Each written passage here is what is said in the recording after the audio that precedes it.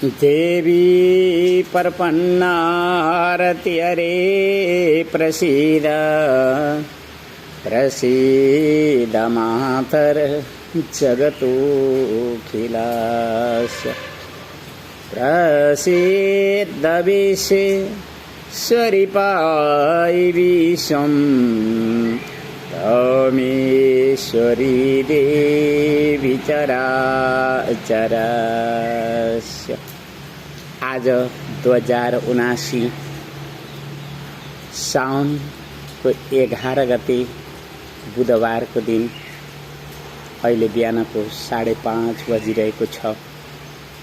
साउने झरी झिमझिम आज रातिदेखि नै बर्सिरहेको छ र जब हामी त्यो वैदिक शास्त्रका आडमा उभिएर वैदिक विज्ञानका साथमा जब दैवी सिद्धिहरूको अनुसन्धान 2079 साथ उभिरहेका छौँ, त्यहाँ यो साउने झरी एउटा दैवी प्रकृति सिद्धिको विषय बन्न आउँछ।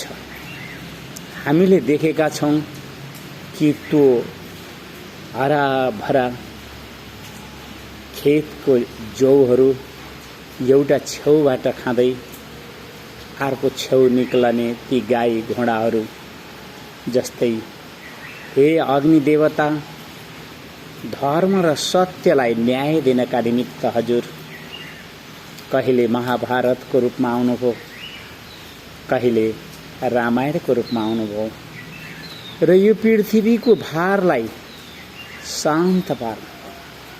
आज हामी जुन परिस्थितिमा विश्व मानव आविष्कार विकास साथ उभिएका छौँ, जुन प्रकारले पृथ्वीको जथाभावी खनिजहरू उत्खनन गरेर औद्योगिक विकासको नाममा भौतिक आविष्कारहरूका साथमा विनाशको बाटोतर्फ मानव बुद्धिहरू गइरहेको छ। यस अवस्थामा हामीले अग्नि देवतालाई नै स्तुति गर्नुपर्ने हुन्छ, किनकि हामीले देखेका पञ्चमहाभूतहरूमा जुन अग्निसँग सामर्थ्य छ, त्यो अग्निसँग भएको सामर्थ्य दहन सामर्थ्य, त्यो अग्निसँग भएको सामर्थ्य, त्यो प्रकाश सामर्थ्य अनि त्यो अग्निसँग भएको सामर्थ्य हामीले जुन साक्षात देवताको अनुभव गर्ने विषय। कति बेला एउटा एक्लो मागन्ते भिखारी जीवनको बाटो रोजेर निस्किएको त्यो दिन पनि स्मरण आउँछ, जब यो पृथ्वीलाई यसले देख्न र टेक्न थियो।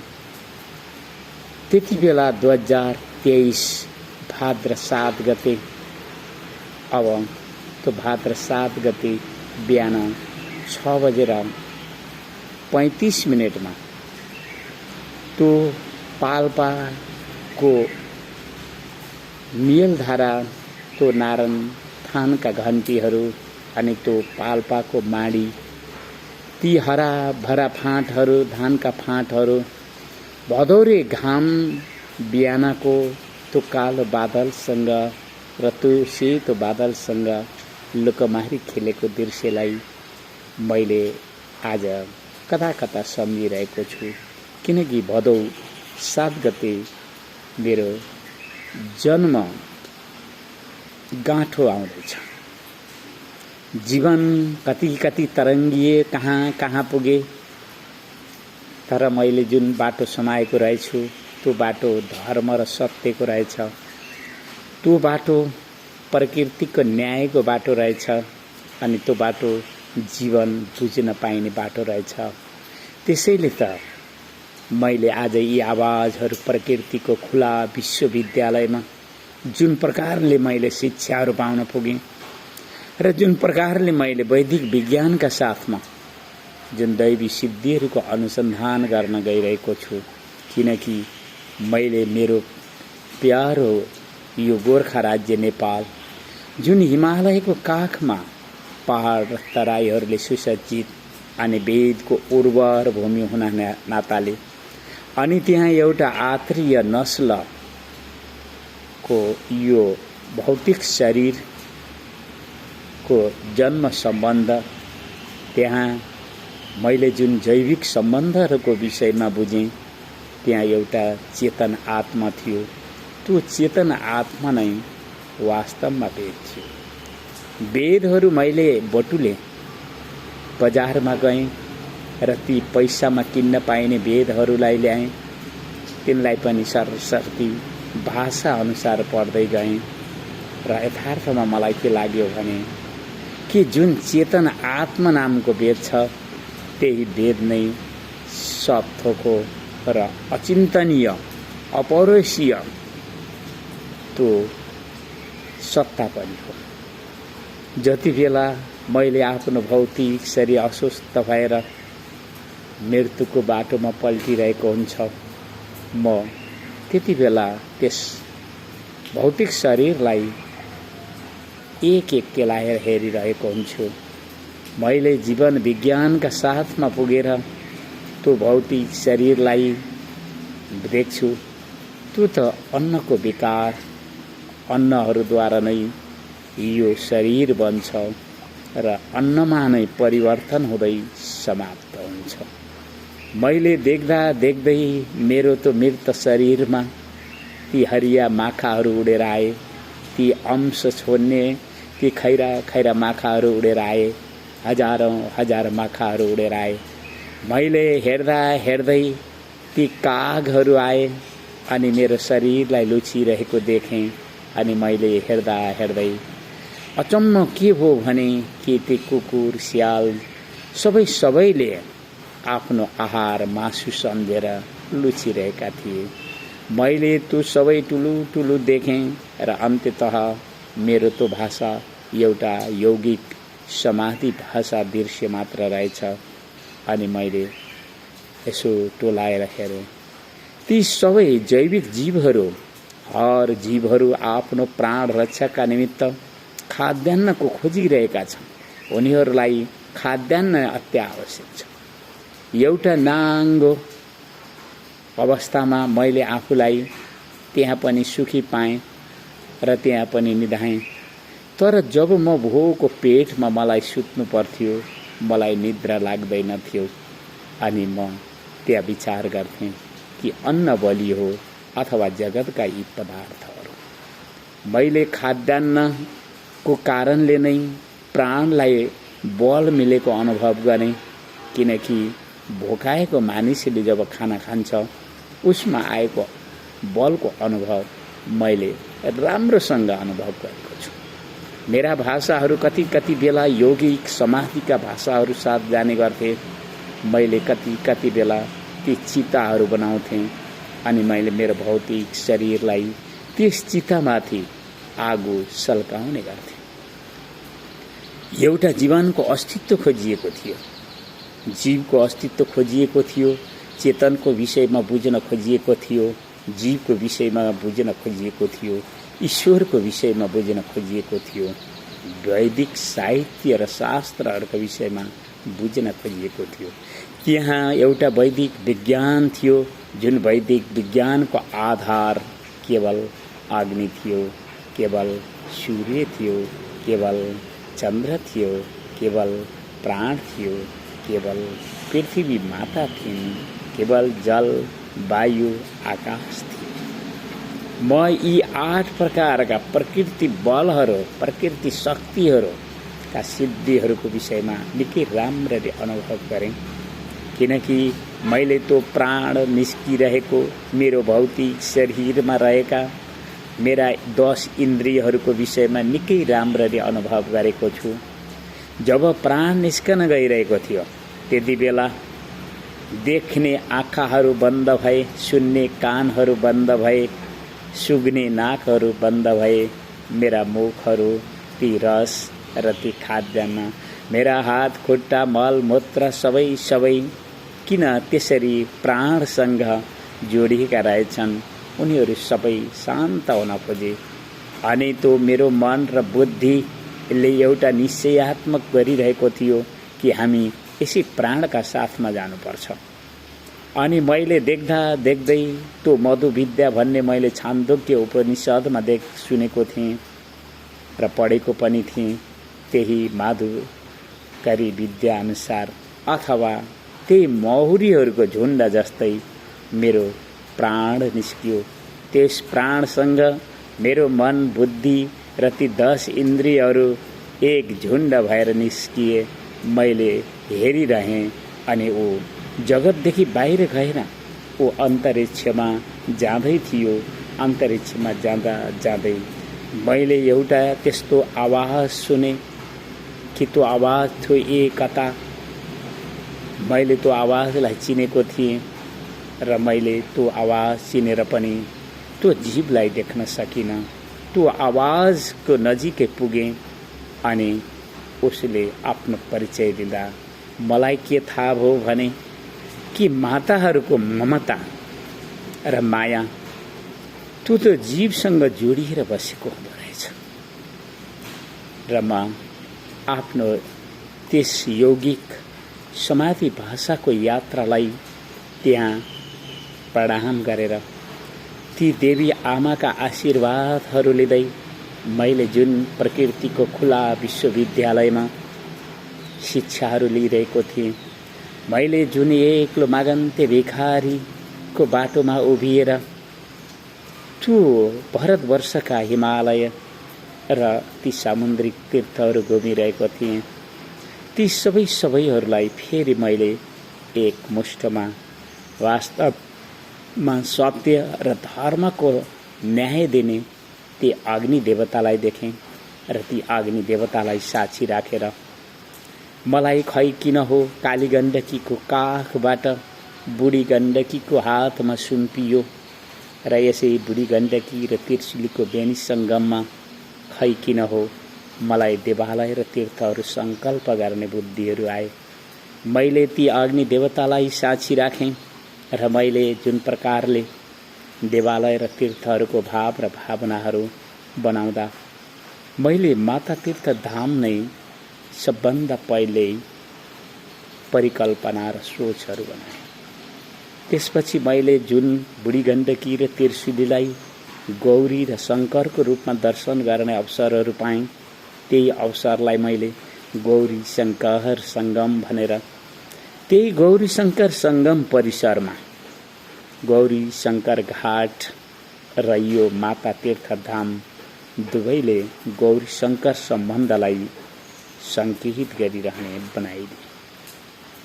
आखिर मैले 2067 फागुन 3 गते मङ्गलबार बिहान 8:30 बजी जुन बुढी गण्डकी र त्रिशुलीको बेनी सङ्गम नामको तीर्थ देख्न आएको थिएँ, आज म 2079 साउन 11 गते बुधबारको दिन अहिले म विचार गरिरहेको छु। एउटा 2023 साल भाद्र 7 गते मङ्गलबार बिहान 6:35 त्यो पाल्पाको मियल धारामा त्यो आकाश र धरती देख्ने यो जीवन एउटा बाटोमा जन्मिएको भएर पनि होला मैले त्यो दैवको इच्छा अनुसार एउटा एक्लो मागन्ते भिखारी जीवनको बाटो रोजेँ। मानिसहरू हर प्रकारले देखिरहेका हुन्छन्, तर मैले त्यस बाटोबाट गएर जुन अनुभवहरू गरेँ त्यो अनुभव भनेको मलाई माग्नै थियो।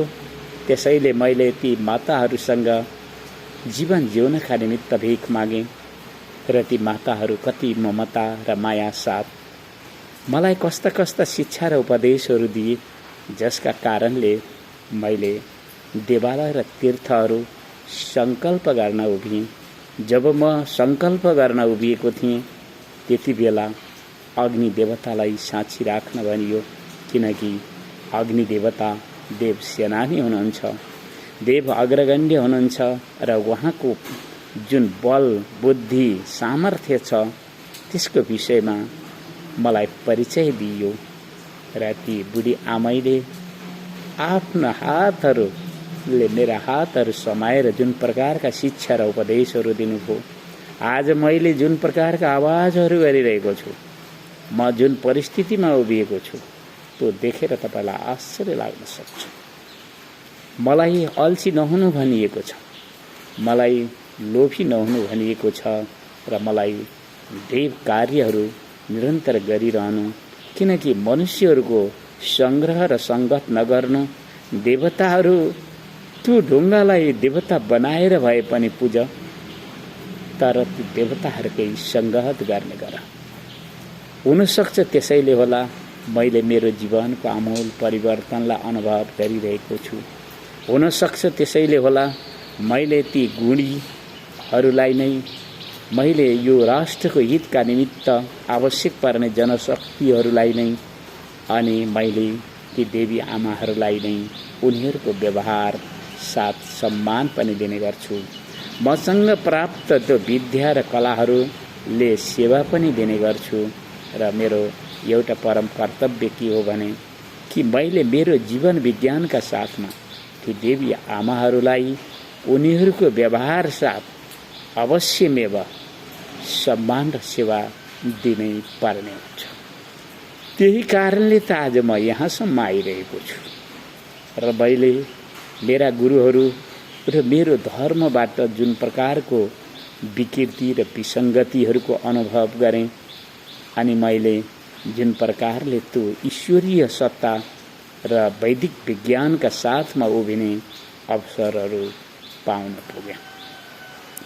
मैले एक्लो हुन रुचाएँ र मैले ती देवता, अग्नि देवता, सूर्य देवता, चन्द्र देवता, प्राण देवता, पृथ्वी माता, जल देवी, ती वायु र आकाश यी अष्ट शक्तिहरूका विषयमा मैले निकै नजिकबाट अनुभव गर्न पाएँ, किनकि मैले महावीर हनुमानलाई अत्यन्त सम्मान दिने गर्थेँ।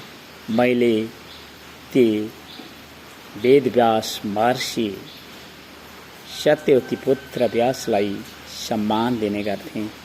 मैले मेरा वैदिक शास्त्रहरूमा महर्षि व्यास र महावीर हनुमान चिरञ्जीवी हुनुहुन्छ भन्ने सुनेको थिएँ अनि मैले सत्य र धर्मको बाटोमा उभिनेहरू अनि मैले ती अग्निलाई साँची राखेर हर वैदिक कर्महरू गर्नेहरूलाई कहिल्यै पनि प्रकृतिले अन्याय गर्ने छैन, कहिल्यै पनि उसको जीवनलाई अनर्थतर्फ लैजाने छैनन्। मैले त्यही नै अनुभव गरेँ। मलाई त्यो हुइया सियालहरूको आवाजहरू साथ हुइया हुइया गर्दै हिँड्न मन लागेन। मलाई अन्धविश्वासको बाटोमा हिँड्न मन लागेन, किनकि मलाई त सूर्याग्नि नाम गरेका देवताहरू बुढी आमैले चिनाइदिनु भएको छ।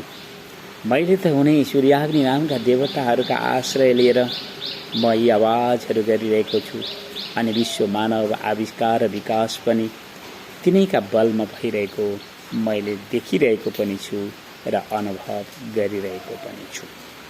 आज साउने झरी बिहान मिरमिर फिसफिस परिरहेको छ अनि मैले त्यही देख्दै मलाई लाग्यो कि दैवी सिद्धिहरू छैनन्, मैले कसरी मानौँ? मलाई दैवी सिद्धिहरू ती आमा देवीहरूले कसरी दिँदैनन्? उनका ती वरदा हातहरूमा नतमस्तक झुकेर उनका आशीर्वाद वचन लिन उनीहरूलाई सम्मान र सेवा दिन सके भने कसरी प्राप्त नहोला? मैले त ती देवी आमाहरू हामी सबै विश्व मानव जातिलाई सिर्जना गर्ने प्रकृति जीवन शक्ति हुनाले ती जीवन शक्तिहरूलाई सम्मान दिनका निमित्त मैले मेरी आमाका आँसुहरूलाई सम्मान दिनका निमित्त अग्नि साँची राखेर जब माता तीर्थधाम सङ्कल्प गरेँ भने मैले यहाँ विघ्न बाधा कष्ट पार्नेहरू जो जहाँ कहीँ पनि पाउँ उनीहरूलाई दैवले कस्तो न्याय दिन्छ भन्ने विषयमा पनि अनुभव गरिरहेको छु। यो त एउटा दर्शनीय तीर्थ हो, यो त एउटा सेवनीय तीर्थ हो र यो एउटा आत्रेय ऋषि कुमार परमहंस भिक्षु तीर्थद्वारा सङ्कल्प गरिएको तीर्थ हो र एउटा आत्रेय नस्लबाट बोलिरहेको छु। एउटा परमहंस सन्यास जीवनको बाटोबाट जाँदा जाँदै मैले हिन्दू धर्मलाई शोधन गर्नुपर्ने अनुभव गरेँ र त्यस अनुभवमा मैले हिन्दू धर्मभित्र देखा परेका विकृति र विसङ्गतिहरू, त्यहाँ देखा परेका अन्धविश्वास र त्यो धार्मिक सामाजिक अन्यायका वातावरणहरूलाई बुझेको छैन। त्यसो होइन, मैले निकै राम्ररी बुझ्ने अवसरहरू पनि पाएको छु। जन्मले कोही पनि ब्राह्मण हुन सक्दैन। जन्मले सबै जरायु पशु नै हुन्। जब तिनै शिक्षा र अनुशासन साथ तत्तत कर्महरूमा उभिन्छन्, उनीहरू तत्तत विषयका विज्ञहरू पनि हुन्छ। मैले त्यही अनुभव गरेँ। मलाई मेरी माले परिश्रम गर्नुपर्छ, अल्छी हुनु हुँदैन अनि लोभी पनि हुनु हुँदैन। ईश्वर इच्छा साथ चल्नुपर्छ। देवताहरूलाई चिन्नुपर्छ र देवताहरू चिनेर सम्मान दिनुपर्छ। अनि ती देवी आमाहरू, उनीहरू साक्षात विश्वेश्वरी माताका अंश हुनाले उनीहरूको व्यवहारलाई चिन्ने प्रयास गर्नुपर्छ। मानिसलाई चिन्ने कसौटी भनेकै व्यवहार हो र आफ्नो अनुकूल भए र आवश्यक जनशक्तिको गुण धर्म प्राप्त भए अवश्यमेव सबैलाई संग्रह गर्नु। तर त्यसो छैन भने कसैलाई पनि संग्रह नगर्नु। एक्लै ईश्वरको भरोसामा ती महामन्त्रहरू, जुन महामन्त्रहरू हे माँ पुकार्दै रहनु। अवश्यमेव जुन प्रकारको तिम्रा पुर्खाहरू, चाहे ती दुर्वासा हुन्, चाहे ती दत्तात्रेय महाराज हुन्, चाहे ती जो कोही पनि किन नहुन्, उनीहरू जस्तै तिमीलाई पनि दैवी सिद्धिहरूको अनुभव हुनेछ र ती दैवी सिद्धिहरूलाई यो गोर्खा राज्य नेपाल वेदको उर्वर भूमि, यसलाई संरक्षण गर्नका निमित्त, वैदिक सनातन धर्मको सत्यतालाई अनुभव गराउनका निमित्त, विश्व मानव जातिलाई, पृथ्वी मातालाई जथाभावी नगर्नु, अन्याय नगर्नु, शोषण नगर्नु र उनलाई पीडा दिने काम नगर्नु भनेर अग्निका बलमा उनीहरूलाई तह लगाउनका निमित्त अग्नि सिद्धिका साथमा उयो अग्नि विश्व मानव जातिको आविष्कारलाई चुड्की भरमा नै ध्वस्त पार्ने सामर्थ्य राख्छ। तपाईले यो कुरो सुनेर विश्वास नगर्नु होला, किनकि तपाईले राम्रोसँग वैदिक शास्त्रहरूलाई पढ्ने अवसरहरू नपाएको पनि हुन सक्छ। तपाईका गुरुहरूले तपाईहरूलाई हुइया स्यालको प्रवृत्तिमा, अन्धविश्वासको बाटोमा धकेलेको पनि हुन सक्छ। म पनि त्यही अन्धविश्वासको हुइया स्यालहरूको आवाज साथ गइरहेको थिएँ। मैले त एकाएक भोको पेटबाट मैले ती देवी आमाहरूलाई पनि मैले मागिन र मैले जीवनको अस्तित्व बुझ्न खोजेँ। मैले त्यो प्राणको विषयमा बुझ्न खोजेँ। मैले ती मन र बुद्धिहरूका विषयमा बुझ्न खोजेँ। मैले 10 इन्द्रियहरूका विषयमा र ती 10 विषयहरूका विषयमा बुझ्न खोजेँ र म तीर्थहरूमा मूर्ख जस्तै घुमिरहेको थिएँ। एकाएक एउटा देवी आमाले मलाई हातमा जब प्रशस्त त्यो दिनको खाना खान मिल्ने पैसा थमाउँदै जुन वाक्यहरू बोल्नुभयो कि हे बाबा, यो शरीर दिने त्यो आमा त्यति अपराधी थिइन होला। एकपटक भर पेट खाना खानु र ती आमालाई स्मरण गर्नु। म पनि एउटी देवी आमा हुँ र मेरा पनि 2वटा सन्तान छन्। त्यसैले म एउटी आमा हुने नाताले म भन्दैछु भन्दै उनले जब मेरो हातमा त्यो 100 रुपियाँ समाइदिएकी थिइन् र मैले त्यस आवाजका साथमा जुन जीवनको परिवर्तनको अनुभव गरेँ, त्यो आजका यी आवाज। म यहाँसम्म आइपुग्छु भन्ने मैले कहिल्यै पनि सोचिनँ, तर दैवको इच्छा भए के हुँदो रहेनछ। ती देवी आमाका आशीर्वादहरू भन्नुपर्छ। विश्व मानव जातिका ती देवी आमाहरू जो विश्व मानव जातिलाई सिर्जना पनि गर्छन् र आफ्ना काखमा राखेर आदि गुरुको रूपमा जुन आफ्नो अधिकारको सदुपयोग पनि गर्छन्, म ती सबै देवी आमाहरूलाई नतमस्तक शिर झुकाउँदै अवश्यमेव गोर्खा राज्य नेपालको हितका निमित्त, वैदिक सनातन धर्मको संरक्षण र हितका निमित्त, हिन्दू समाजलाई शोधन गर्नका निमित्त र आजको वर्तमान यो राष्ट्रको फोहोरिएको बहुदलीय राजनीति, त्यसको अस्वस्थ प्रतिस्पर्धा र यो राज्यको शासन सत्तामा जुन प्रकारको भागबण्डाको वातावरण देखिएको छ, त्यस फोहोरो राजनीति र राज्य शासनको प्रणालीलाई होत्याउनका निमित्त अवश्यमेव अग्नि देवताले साथ दिनुहुनेछ र ती दिव्य दैवी सिद्धिहरूका साथमा यो राष्ट्रका हितका निमित्त उभिएर एउटा राष्ट्रिय कीर्तिको रूपमा यो जीवन सफल पार्नु छ, मानव जीवन सफल पार्नु छ। र मैले एउटा विधिय जीवन मुक्तिको बाटोमा उभिनु परेकाले मनुष्यहरूको संग्रह गर्नु मलाई छैन, तर यो राष्ट्रको हितका निमित्त जनशक्तिहरूको व्यवहारबाट परिचय गर्दै उनीहरूका साथमा उभिनु मलाई अवश्य पर्नेछ भन्दै मैले आजको यो आवाजलाई यतै रोक्छु। देवी प्रपन्ना तियरे प्रसीद प्रसीद मातर जगतो किलास्य प्रसीद विषे शरीपाय विश्वं त्वमीश्वरी देवी चराचरस्य। हस्त धन्यवाद।